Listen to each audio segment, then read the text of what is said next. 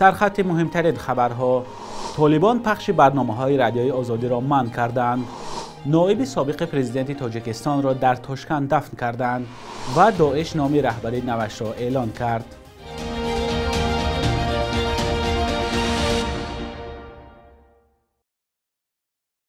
درود بینندگان عزیز، برنامه نوید بامدادی است که از استودیوی دوشنبگی رادیوی آزادی تقدیمتان می شود. امروز 2 دکبر است. مجلس نمایندگان پلات پایانی پارلمان تاجیکستان روز 1 دکبر بودجه سال آینده را تصدیق کرد. فیض‌الدین قهارزاده وزیر مالیه تاجیکستان ضمن معرفی لایحه گفت حجم درآمد بودجه سال آینده 37.1 میلیارد سومانی پیش بینی شده است که نظر به بودجه امسال 12.3% زیادتر است. با گفته وزیر، خراجات بودجه سال 2023 به 38.1 میلیارد سومانی برابر می باشد. همین طریق کسر یا کم‌آمد بودجه سال آینده تاجیکستان زیاده از 1 میلیارد سومانی یا 0.8% مجموع محصولات داخلی را تشکیل می‌دهد. تاجیکستان همه ساله با کمک سازمان‌های مالی جهانی این کم‌آمد را می‌پوشاند. به گفته مقامات در بودجه سال آینده نیز به ساحه‌های اجتماعی افضلیت داده شده. قریب نصف خراجات بودجه به بخش‌های معارف، تندرستی و حفظ اجتماعی اهالی روانه شده است. بودجه تاجیکستان اساساً از حساب انداز و باج گمرکی پر می شود و صاحبکاران بارها از سنگین بودن اندازها شکایت کردند.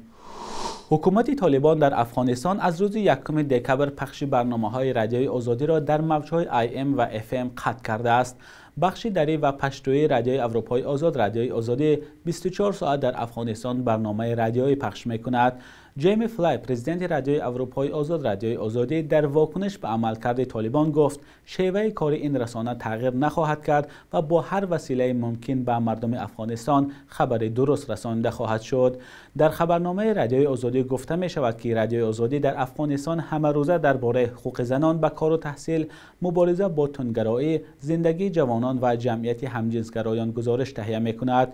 آزادی همچنین به افغانستانی ها برنامه ها درباره سالمی، حق تحصیل دختران، فسادکاری مقامداران، افراد ناتوان و امیدواری ها به آینده گزارش تهیه کرده است. گفته می شود در خبرنامه رادیوی آزادی در 1 سال گذشته با وجود بسته بودن دفترش در کابل و خارج شدن خبرنگارانش از افغانستان کار را دوام داد.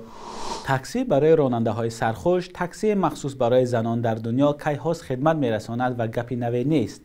ولی تاکسی برای جانوران خدمات نوی است که شرکت خرسندی جانوران در دبی به راه مانده است. چگونه؟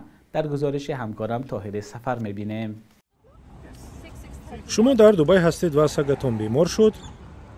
این تاکسی بی‌ملال به هر کنج شهر رسیده جانوری دوست داشته شما را به بیتار می‌رساند.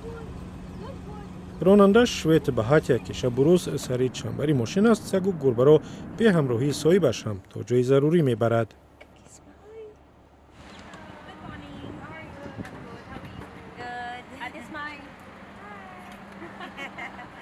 It makes me very happy because I'm a pet enthusiastic. من از کارم بسیار خرسندم چون جانوران را دوست می‌دارم و باور دارم که به مشکل با آنها زبان می‌یابم. معامله با آنها خیلی راحت است و از روز اول کارم حلاوت می‌برم. من به خود جانوران و صاحبانشان و هم بچه‌های شیرین آنها یاری می‌کنم. خانم بهاتیا می‌خواهد ماشین‌های بیشتر را به شرکتش جلب کند چون در اکثر تاکسی‌های شهری دبی گرفتن جانوران منع است.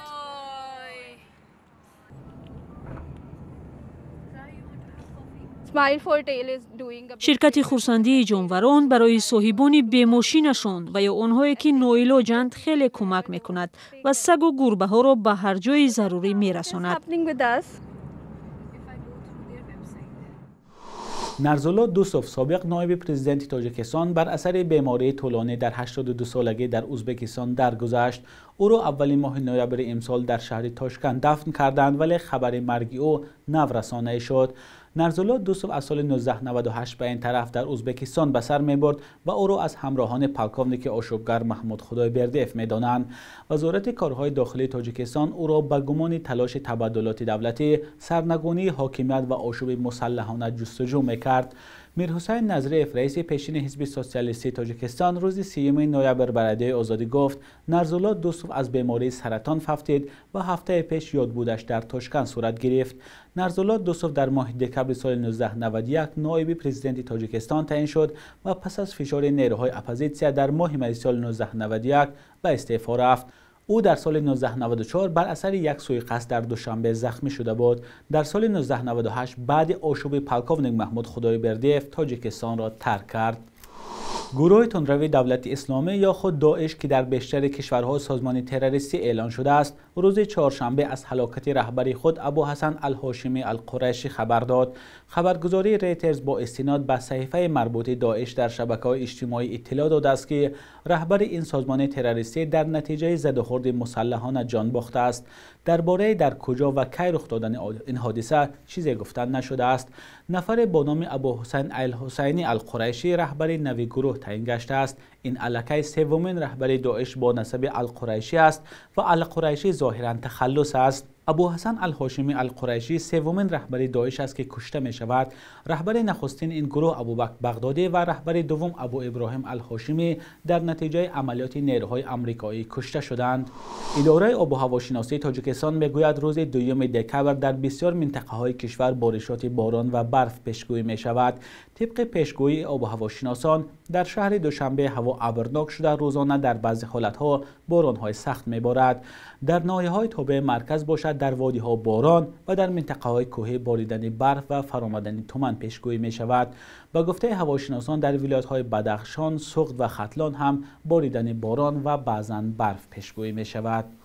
بخش یک روز تاریخ را در تقدیم خرامان بقازاده ببینید که مهمترین تحولات تاریخی در روز 2 دکبر را فرا می گیرد.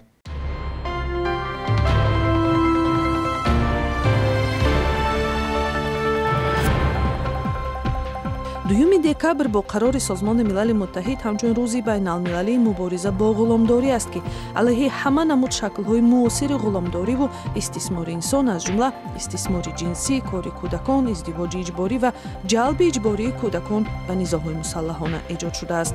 дар солҳои истиқлолият дар тоҷикистон ҳам садҳо шаҳрвандон мавриди ҳадафи ғуломдорӣ қарор гирифтанд. муҳоҷирати корӣ ва истисмори кордиҳандагон бидуни риояи ҳуқуқи коргарон яке аз хатарҳои нав ба шумор меравад. 2 декабри соли 2015 мақомоти амнияти тоҷикистон гуфтанд бо нигаронӣ аз ин ки симкортҳои ин кишвар ба дасти гурӯҳҳои ҷангҷӯи мисли толибон дар афғонистон афтодааст, дар кишвар бояд ҳама 7 миллион дона симкортҳо аз нав сабтином шаванд. дар пай парлумон тарҳи тағйиру иловаҳо ба қонун дар бораи алоқаи барқиро тасвиб кард. сабтиноми навбатии симкортҳо барои сокинони тоҷикистон ташвишовар ва як кори серхарҷи дигар шуд. 2 декабри соли 2016 ЮНЕСКО ошипалави мардуми Тоҷикистону Узбекистонро ба феҳристи мероси фарҳангии худ ворид кард. дар шарҳи ин қарор гуфта шуд ки ошипалав на фақат як ғизои миллӣ, балки ба ҳайси падидаи нодири иҷтимоиву фарҳангии халқҳои Осиёи марказӣ ба ин рӯйхат ворид мешавад. палав шоҳи дастурхон эътироф шуда 200 навъу намуд дорад ва тавонид дар яксарии табоқ ба ҳам овардани мардумони мухталиф ва шахсони дорои дидгоҳҳои гуногунро дорад. صبح امروز 2 دکبر در بانک‌های تجارتی تاجیکستان $100 آمریکایی به 1001 سومانی برابر است. 1000 روبل روسی باشد به 162 سومانی عوض می شود. قرب رسمی بانک ملی تاجیکستان برای 2 دکبر چنین تعیین شده است.